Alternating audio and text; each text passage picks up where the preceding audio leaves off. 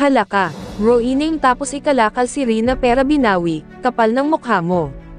Isang magandang araw po sa ating lahat guys, kumusta po ang lahat, naway nasa maayos po tayong kalagayan. Muli nagbabalik ang inyong abang lingkod Jorhines fans.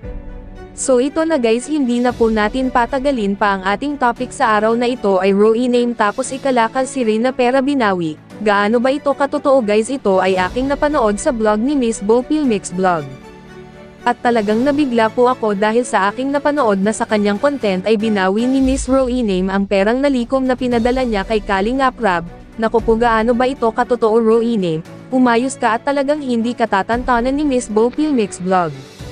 Dahil kilala ko po itong si Miss Bo Pilmix Vlog na matindi itong bumanat sa kung sino mang komanti sa mag-amang matubang. Kilala itong si Miss Bo Pil Vlog na defenders sa Kalingap, kaya huwag nyo nang subukang banggain ang Team Kalingap dahil hindi kayo tatantanan ni Miss Bo Pilmix Vlog.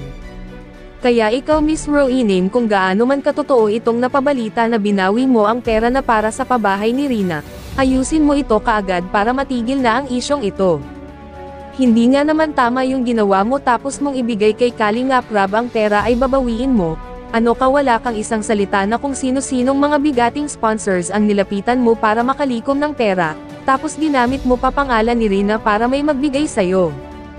Kaya pakiusap Rowena, paki-clear lang ito kung gaano katotoo ito, dahil pati mga netizens ay nabigla sa balitang ito.